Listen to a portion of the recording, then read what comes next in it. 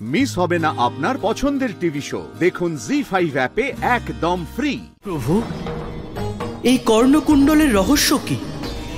এতে এমন কি শক্তি রয়েছে প্রভু, যা একদিকে দেবী ইলার প্রাণ রক্ষা করতে পারবে আর অন্যদিকে কর্ণাসুরের মতো মহাবলীর বিনাশও? দেবর্ষে, এই কর্ণকুণ্ডলের শক্তি অসাধারণ। কারণ এই সংসার তথা সৌরমণ্ডলের সর্বাধিক তাপের উৎস হলেন সূর্যদেব, আর সূর্যদেবেরই অংশই কর্ণকুণ্ডল। আর সূর্যদেবের শক্তি আছে এই কর্ণকুণ্ডলের মধ্যে। সূর্যদেবের প্রতিনিধি এই কর্ণকুণ্ডল, তাই সংসারে এই কর্ণকুণ্ডলের শক্তির সম্মুখীন কেউই হতে পারে না দেবর্ষি। নারায়ণ নারায়ণ। কিন্তু প্রভু, এই কর্ণকুণ্ডল অস্তিত্বতে এলো কি করে? দেবর্ষি, এটা সেই সময়ের কথা যখন সৃষ্টির সূচনা হয়েছিল।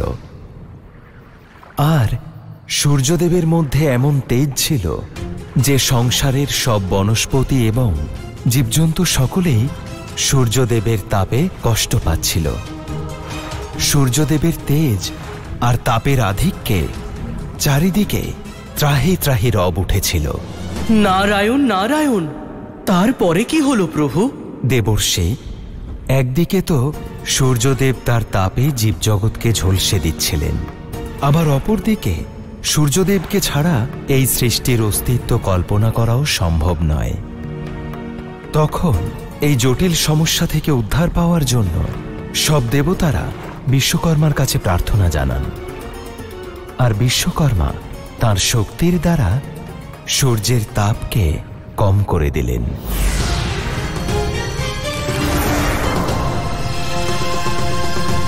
দেবর্ষি, তখন বিশ্বকর্মা সূর্যদেবের তাপকে খণ্ডিত করে তা সীমিত করে দিলেন। তারপরেই সবকিছু ধ্বংস করে দেওয়া সূর্যদেবের তাপ পৃথিবীর জন্য জীবনদায়ী শক্তি হয়ে উঠল। কিন্তু প্রভু, সূর্যদেবের অত্যাধিক তাপের কি হলো, যা বিশ্বকর্মা দেব ওনার থেকে আলাদা করে দিয়েছিলেন?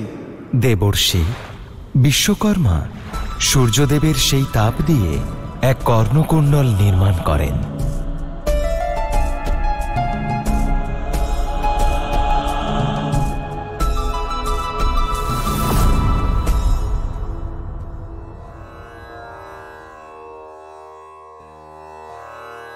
হে বিশ্বকর্মা, আমি তো এটা জানতাম না যে আমার এই প্রচণ্ড তাপে জীব জন্তু এবং বনস্পতি সংকটে পড়তে পারে। আপনি আমার আকারকে নিয়ন্ত্রিত করে আমাকে এক আদর্শ রূপ প্রদান করেছেন। আমি আপনার কাছে কৃতজ্ঞ। হে সূর্যদেব, আপনার তাপ দ্বারা নির্মিত এই কুণ্ডলের ভিতর এত তেজ রয়েছে যে কোনো দেবতা, অসুর বা মানুষ আপনার আশীর্বাদ ছাড়া এটা ধারণ করতে পারবে না।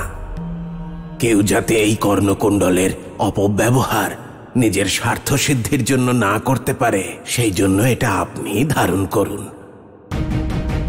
যাতে সঠিক সময় এলে সংসারের মঙ্গলের জন্য এই কর্ণকুণ্ডলের ব্যবহার আপনি করতে পারেন। আপনার যেমন ইচ্ছা।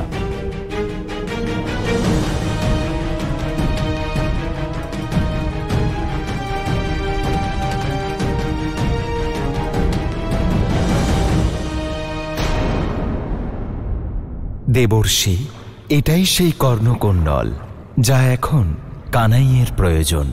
নারায়ণ নারায়ণ।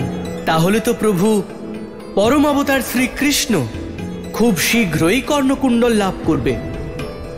দেখুন না প্রভু, কানাই কত শ্রদ্ধার ভালোবাসার সঙ্গে সূর্যদেবকে ডাকছে। আর কানাই কাউকে ডাকলে সে আসবে না, এমনটা তো সম্ভব নয়, তাই না প্রভু?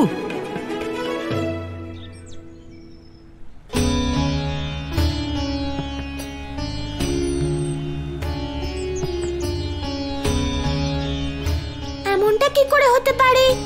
আমি এত মন দিয়ে আর ভক্তি ভরে ডাকার পরেও সূর্যদেব প্রকট হলেন না। এমনটা কি করে হতে পারে? যদি সূর্যদেব না প্রকট হন, তাহলে আমাকে ওই কর্ণকুণ্ডলের সন্ধান কে বলবে? আমি কি করে পাবো ওই কর্ণকুণ্ডল? আমি কি করে বাঁচাবো দেবী এলার জীবন? আমার মন এত অশান্ত আর ব্যাকুল কেন হচ্ছে? এমন মনে হচ্ছে যেন কোনো বড় অনর্থ ঘটতে চলেছে। বৃন্দাবনবাসীদের উপর আবার কোনো সংকট আসেনি তো? পুত্র, এই সেই ৮ অসুর যারা ওই অষ্টলক্ষ্মীর ৮ রূপকে বিনাশ করবে। তখন ওই কৃষ্ণ কিছুতেই আর ওই অষ্টলক্ষ্মীকে ধারণ করতে পারবে না।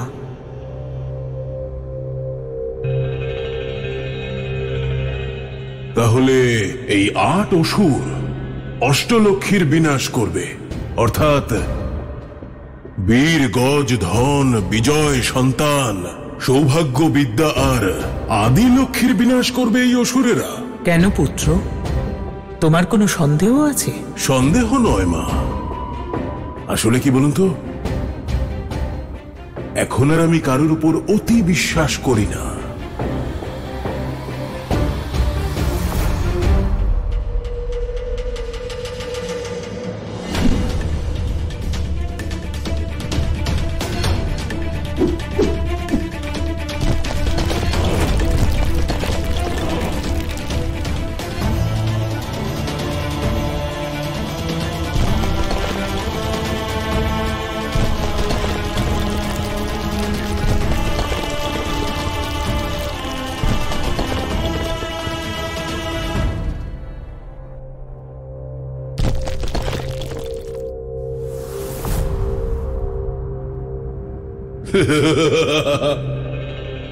যারা নিজেদের রক্ষা করতে পারে না তারা অষ্টলক্ষ্মীর কি ক্ষতি করবে মা?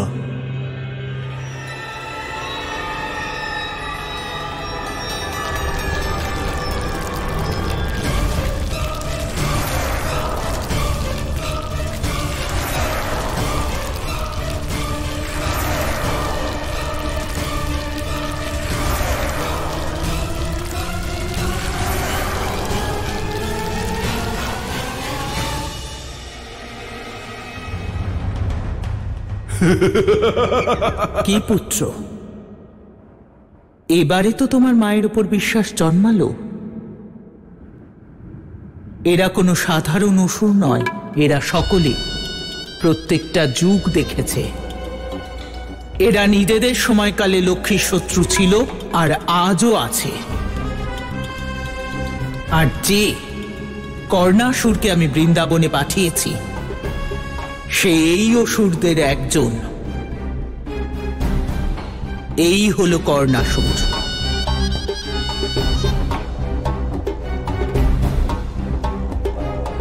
কর্ণাসুর, এদিকে কর্ণাসুর বীর লক্ষ্মীর বিনাশ করবে, আর ওদিকে অষ্টলক্ষ্মী লাভ করার স্বপ্ন কানাইয়ের এমন ভাবে ভেঙে যাবে ঠিক যেভাবে বুদবুদ ভেঙে যায়।